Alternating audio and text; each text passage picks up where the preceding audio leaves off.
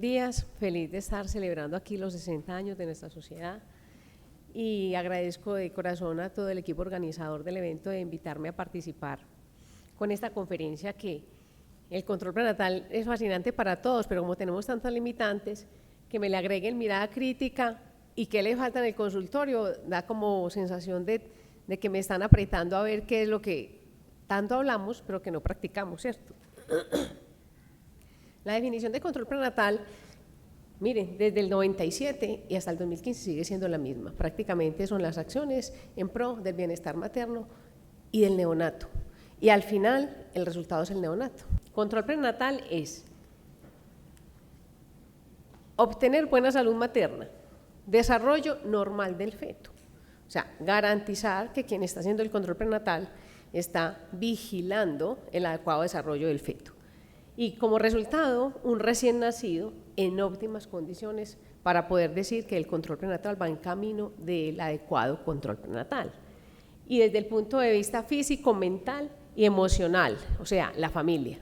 Es ahí pienso que la debilidad más grande que existe en nuestro sistema de salud de control prenatal. Nosotros vemos usualmente unas mamás solas en nuestra silla del consultorio, sin una familia, y quizás no interrogamos más allá de lo que pasa en su entorno del deseo. Estas son las metas del milenio, que son de 2010, 2012 y que hasta el 2015 no fueron evaluadas y nos despertaron ya con porcentajes.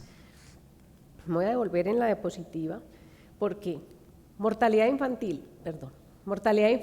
VIH y malaria, salud de la mujer gestante y no gestante. Yo mirando críticamente, la no gestante no está valorada porque la valoración preconcepcional no está estandarizada. No es una oportunidad clara para las mujeres en edad reproductiva y en la no reproductiva, porque tenemos mucha adolescencia y los extremos de la reproducción activas en nuestra vida cotidiana de la medicina. En 2015 ya hablan de cómo se valoraron las metas del milenio y hablan, solo se vio impacto en la disminución de la mortalidad materna hasta el 2000. Y recuerden que esas metas estuvieron establecidas desde el 93 y la meta era más o menos hasta el 2005. 2005 pusieron metas, 2015, 2015 vamos para 2030. Y los porcentajes como tal no son tan impactantes para el cotidiano que uno quisiera de estar en un país donde supuestamente un control prenatal muy grande. Es un control prenatal donde uno lee la cartilla de control prenatal y son tantas páginas que uno dice, checklist que no se cumple por no oportunidad. Quizás el médico lo ordena, pero no se desempeña como tal la oportunidad de la autorización. El 59%, se le quería lograr que el 59% de la atención de los partos fueran por personal calificado. En el 2014 se obtuvo el 71% de la población tuviera el parto con un personal calificado. Y se aumentó del 50 al 89% que la paciente tuviera al menos 4 controles prenatales, pero eso quedó restringido a la población con seguridad social activa. Las pacientes que no tenían ese grupo, que son las pacientes más vulnerables, no se logró ese 4 control prenatal como tal. Entonces, estas 3 características que la guía se desgasta aproximadamente la mitad del folleto diciendo si los cumplimos o no, el desempeño oportuno lo hacemos de pronto en ciudades, pero en los hospitales locales, el efecto de análisis temprano y continuo del riesgo. No hay continuidad en el control prenatal que nosotros tenemos, desafortunadamente.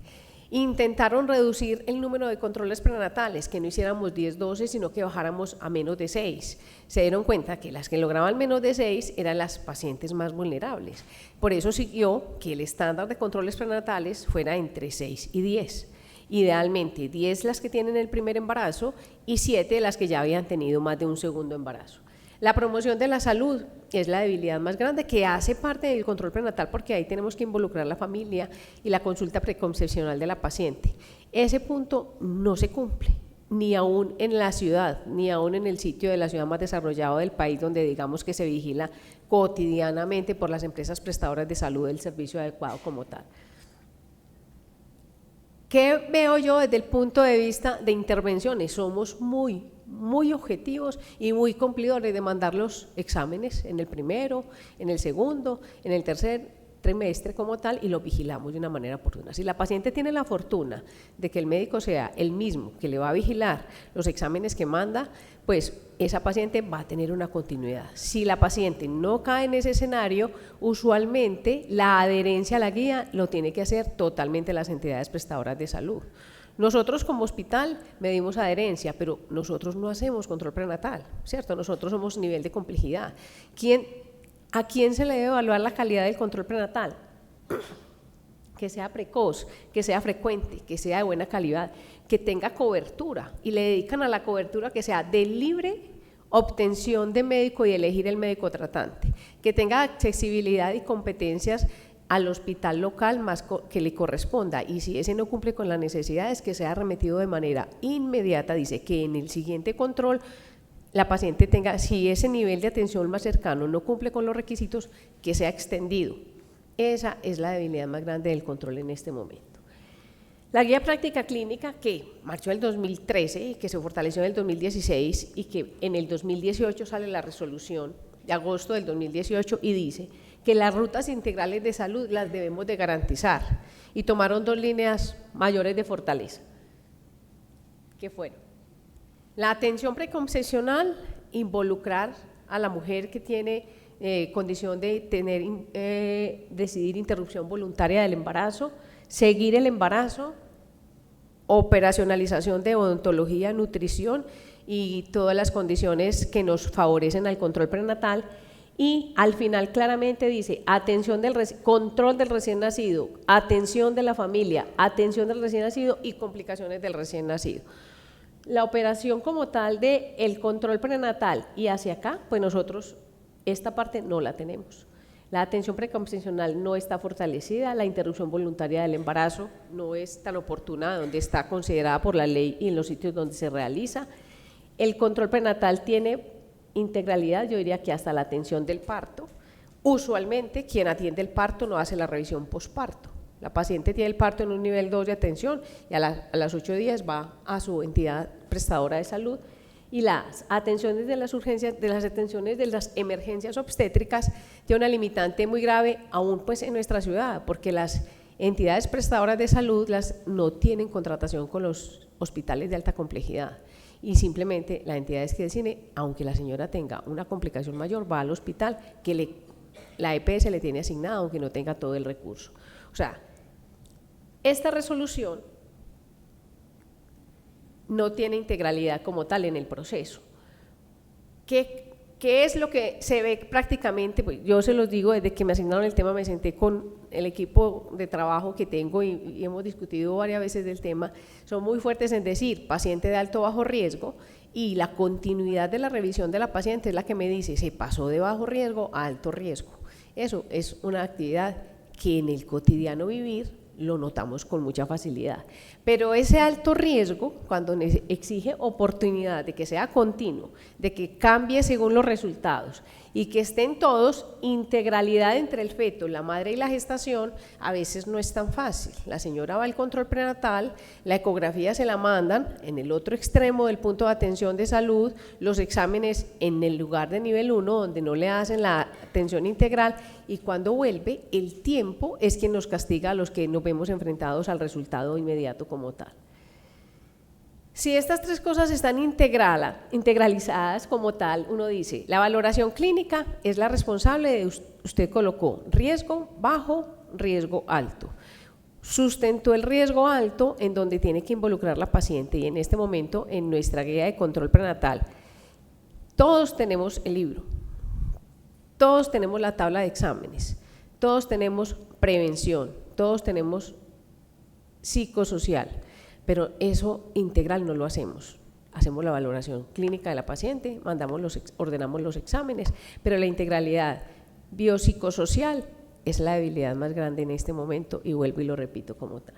La valoración para la clínica es la que el checklist yo veo que ese es el que más se cumple. Hicimos como un estándar de prestadores de salud y prácticamente en mandar los exámenes en el trimestre que corresponde, o si llegó tarde igual se ordenan como tal, y la valoración ecográfica que aunque está escrito, quizás el checklist que francamente no se cumple, porque en la guía de control prenatal dice claramente que existe una ecografía que valora el riesgo en el primer trimestre, una ecografía que valora la evaluación anatómica fetal en el segundo trimestre y no hay una ecografía final de crecimiento. Pero el sistema tiene unas debilidades grandes, no es infrecuente ver una paciente de 13 semanas que tenga 5 ecografías del primer trimestre, que tenga una ecografía de 5, una ecografía de 6, una ecografía de 7, pero que no tiene el tamizaje en la tamización de la semana 11 y 14. Ese es un punto que de pronto es crítico, es débil y que las personas que quizás puedan intervenir se pueda efectuar, porque el cambio de la pirámide de atención prenatal prácticamente está centrado en ese primer control prenatal que se debe realizar antes, idealmente antes de la semana 10, en donde te dicen si es único, múltiple, aro por edad, aro por raza, aro por obesidad. Y hay 5 condiciones que dice claramente, y dejo en rojo, en los servicios de salud tenemos limitantes. Los que estamos en la ciudad quizás no nos vemos tan afectados, pero los que están en niveles 1 sí se ven afectados, y los ambientales y psicosociales que no los controlamos. La unión de todos esos factores de riesgo, prácticamente el control prenatal tiene estandarizados estos, y yo diría que estos son los que no se nos olvidan nunca, ¿cierto? Índice de masa corporal, sobrepeso, obesa, le pedimos la hemoglobina, que se debe pedir por cada 3 trimestres, y que dice y le dedica el resto de la guía del control prenatal que tenemos establecida en el ministerio. Dice, alarma con la anemia, alarma con los trastornos hipertensivos que generan casi de manera equitativa los trastornos del crecimiento fetal y neonatal, el riesgo de prematuridad, la toxoplasmosis está más estandarizada que cualquiera de las infecciones perinatales y el control de los hábitos. Eso cada uno tiene sus 5 páginas y dice qué hacer en cada condición. No deje que una hemoglobina esté por debajo de… Si esto en cada visita, con esos 5 factores de riesgo, persiste, constante y controlado, la paciente tendrá un buen fruto y usualmente así se dice que se logró en la guía del control prenatal. Pero los resultados a nosotros, perdón, esto está más sensible. Cuando uno está enfrentado a estos 4 factores de riesgo, no sé qué pasa.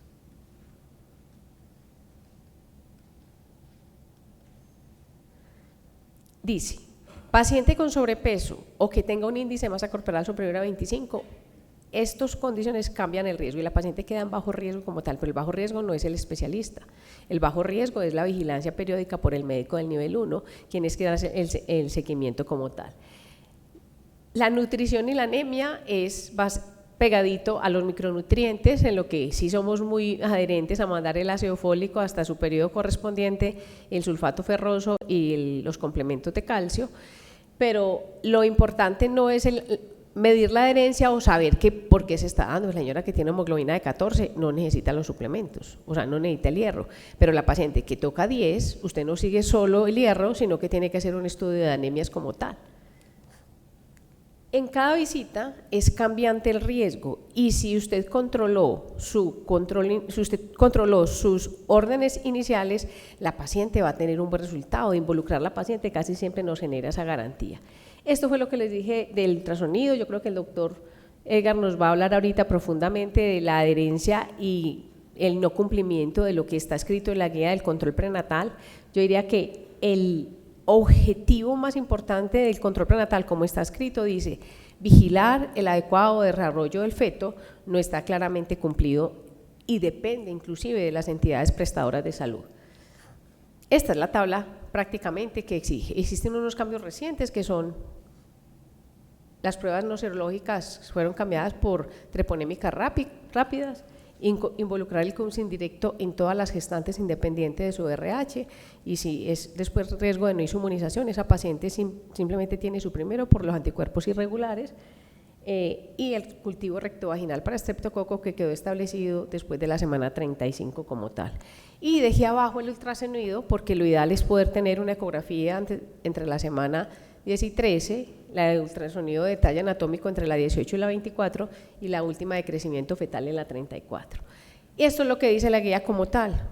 Estos son los suplementos obligados, se cumple. Yo diría que el nivel 1, el nivel 2 y en los que hacemos remisiones como tal, se cumple. El ácido fólico debe ser mínimo de 400, el hierro debe ser 300 y no se debe dar cuando pues no es absolutamente obligado dar las hemoglobinas mayores de 14 y el calcio que deben ser 1200. Una sola cápsula no sirve. Y el chisme cotidianito que hay que decirle a las pacientes que no se pueden dar juntos, que deben estar 2 comidas antes de las comidas fuertes y no hacerlo en las noches usualmente. La otra adherencia que se cumple, la vacunación, pero depende de la cantidad de disposición que tengamos en los sitios de vacunación dependiendo de cada EPS. Influenza, tétanos, se hace efectividad si la señora tiene un esquema continuo. Si la señora no se conoce, debe tener al menos 2, una ya y otra al mes.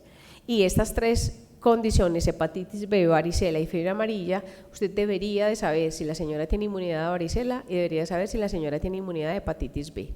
No son vacunas para colocar en el embarazo, pero que se deben de conocer el sistema inmunológico de la señora. Y la fiebre amarilla, considerarla siempre que una gestante vaya a viajar a una zona endémica como tal.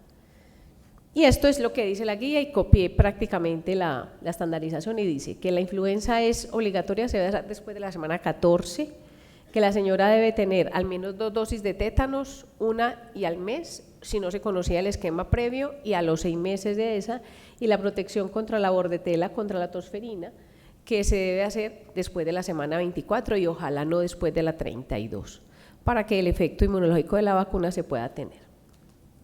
Dice que no vacunar para hepatitis B, no vacunar para varicela, pero si una señora, usted sabe que no tiene anticuerpos para la hepatitis B, para varicela, en el posparto inmediato debe salir con orden de vacuna de varicela y vacuna de hepatitis B. Vuelvo y recalco los 6 condiciones de riesgo y quise dejar claro que el puerperio sigue siendo una alternativa y quise traer como los artículos que condicionan que no está bien, que si la paciente tenía un factor de riesgo para preeclampsia, un factor para diabetes, un factor para hemorragia posparto y un factor para anemia, que usted que no haberlo cumplido, pues si no se lo cumplió el sistema, bueno, pero que el médico tratante lo haya ordenado. Prácticamente dice que toda paciente con hemoglobina menor de 10 no solo es insistir en el suplemento, sino hacer el estudio extendido de la anemia. O sea, la idea no es entre 12 y 14 y decirle que la tome, pero la idea es ser objetivo y saber que usted va a pedir su hemograma por trimestre. El riesgo de prematuridad y tener claro las 3 condiciones de pacientes que se deben de realizar tamización para riesgo de parto prematuro. ¿Cuándo empieza? En la semana 16. ¿A través de qué? La realización de cervicometría. Prácticamente hacer la detección del riesgo de parto prematuro disminuye, tiene una especificidad del 97%. La paciente que tiene riesgo de parir y si tiene prevención, el 50% se le puede hacer prevención, hay un 50% igual que va a tener el parto prematuro. Usted no va a lograr controlar el riesgo. No todas las de cuello corto tienen parto prematuro, solo la mitad, pero si usted identifica las de riesgo va a ser más oportuno en la identificación como tal.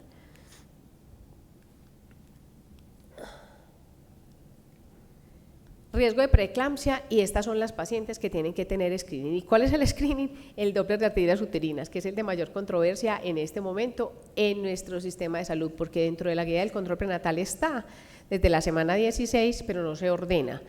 Estas pacientes que tienen esta condición de riesgo no deben estar sin el screening de trastorno hipertensivo asociado al embarazo. Y traje el copia prácticamente de la guía en donde dice que es evidencia B y lo tomaron prácticamente de los programas de screening de la Fetal Medicine Foundation y de los últimos estudios del ASPRE en donde hablan de indicación de aspirina y de calcio en las pacientes con estos riesgos como tal. Factores de riesgo alto y factores de riesgo moderado. Estas pacientes deben tener el suplemento de aspirina y deben tener su tamización de uterinas entre la semana 11 y 13. ¿Y cuál es la solución? Aspirina, que se confirmó por el Cochrane del 2007, el ASPRE es más reciente y dice que todas las pacientes de riesgo lo deben tener. El Journal del 2009 fue el que inicialmente lo propuso y ya llegó al consenso de dosis 10-150, dependiendo de la población, y en este momento el consenso de la OMS nuestro y el colombiano, la guía colombiana dice que 100, todavía no estamos en el cambio de 150, igual que algunas guías pues universales que tampoco hay una adherencia estricta entre 100 miligramos y 150, pero lo indicado al menos es 100 miligramos. La otra adherencia como tal en las pacientes, de las pacientes que tienen, esto fue lo que les dije, y la adherencia al calcio, ¿cierto? Todas las pacientes con riesgo, o sea, las que tenían factores de riesgo, deben tener al menos 1.2 gramos de calcio al día y no debe juntarse con el gas. Y miren que prácticamente es la reducción de preeclampsia y de hipertensión y de parto prematuro, el calcio en la población de riesgo. Los factores de riesgo en diabetes gestacional. Quizás es la guía más reciente cambiada en el control prenatal.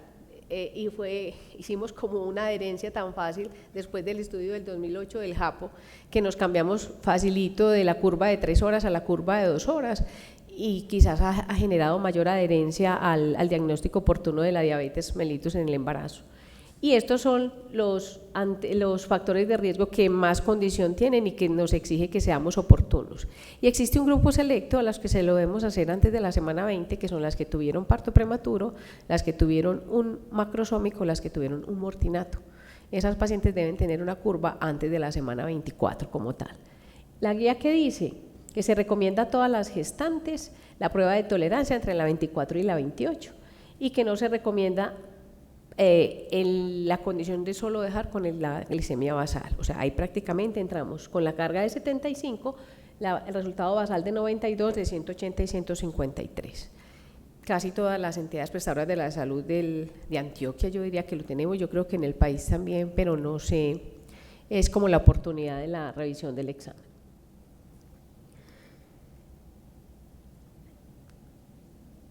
Para la toxoplasmosis, pues somos supuestamente una población en la que tenemos una inmunidad en alto porcentaje para la toxoplasmosis, pero el identificar a tiempo la paciente vulnerable es una debilidad del control prenatal, porque para poder tener claridad en un manejo adecuado, el screening completo tiene que estar realizado antes de la semana 15, porque si no lo tenemos antes de la semana 15 vamos a llegar a mayor intervención y una cantidad de pruebas que casi siempre el resultado final es que la señora era inmune y por no haber tenido las serologías antes de la semana 16, pues llega hasta una prueba invasiva para tener un resultado negativo y no ser oportunos. La idea es tener claro, y la guía dice, inmunidad antes de la semana 10 reportada, simplemente ese es el screening. Si la señora es no inmune, esa señora debe tener mensual la M.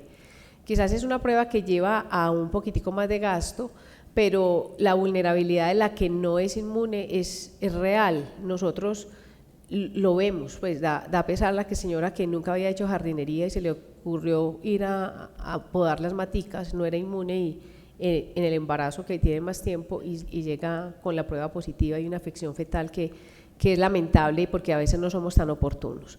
Tratar la aspiramicina tiene mayor impacto a las 4 semanas, más tardar 4 semanas de haber estado en contacto con el parásito.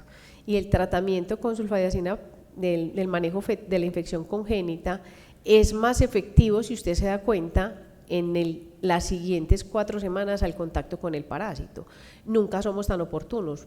Por el contrario, cuando llegamos, la señora ya lleva más de 7 semanas, 8 semanas de haber tenido una inmunoglobulina M reactiva y ya el impacto del tratamiento no es. Claro que hay que hacerlo, pero no es tan ideal. Entonces, ¿qué quiero dejar en este momento claro? La prevención, la pirámide de atención, prácticamente queremos volcarla al primer trimestre. Yo creo que la guía está establecida para hacerlo. Ojalá en la práctica cotidiana del consultorio podamos tener la adherencia e identificar las pacientes de alto riesgo. Pero recuerden que las pacientes que se complican, el 30 al 40% eran de bajo riesgo. O sea, identificar el cambio del riesgo entre las consultas es ahí donde está la osadía del médico tratante o del equipo de salud para poder controlarlo como tal. La flecha que asciende en realidad dice adherencia, pienso yo, suplementos cumplidos, manejo sintomático de las molestias del embarazo cumplidos, vacunas cumplidos, manejo interdisciplinario casi no lo hay, porque la entidad prestadora de salud no nos lo deja hacer. Usualmente la paciente quiere remitirse a tal sitio, pero no hay contrato, la paciente no puede llegar al sitio que se requiere como tal.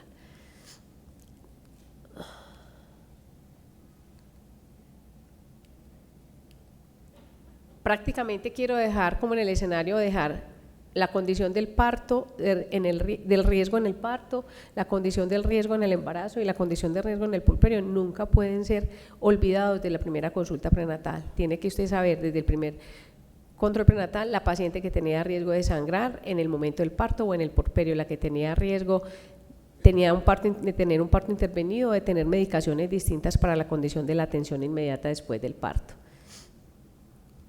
Esto debe tener algo.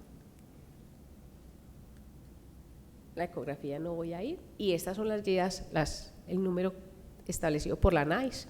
Prácticamente se los traje textual para qué se hace la primera cita, la segunda, la tercera, la cuarta, y prácticamente en la séptima es la definición de decir en qué momento va a ser, y es la atención del especialista. O sea que las 6 anteriores se supone que el sistema de salud las debería aprobar sin ninguna objeción, simplemente ordenarlo, sin necesidad de MIPRE, sin necesidad de trámites y sin necesidad de esperar autorizaciones para que sean oportunas dentro del control prenatal. Tenemos que ser amigos claramente del equipo de nutrición, tenemos que hacer screening de prematuridad en la paciente de riesgo, son 4 factores de riesgo nomás: la fumadora, la que tuvo el parto prematuro, la que tuvo un aborto del segundo trimestre y la señora que tiene una intervención del cuello. Estas pacientes todas deben tener su cervicometría desde la semana 16. Las pacientes que tienen riesgo de trastorno hipertensivo no es solo para la guía del control de nosotros, es una orden como universal, pienso que hay adherencia por prácticamente de todos, y no podemos olvidar el riesgo de evento hemorrágico y la tamización de cromosomopatías, que es muy distinto a la tamización de trastorno hipertensivo y a la tamización de prematuridad como tal. Tenemos que tener claro que entonces esto es un equipo de salud, intentar que lograr todo el checklist del control prenatal no lo establecemos, las autorizaciones, aunque están escritas de que las cubre, no es verdad, algunas entidades de salud, pero usted simplemente, si la paciente le compete ordenarlo, yo diría que no puede quedar que simplemente mi EPS no lo autoriza. Yo pensaría que hay que tener el criterio de decir esta paciente lo requiere y así se debe de hacer.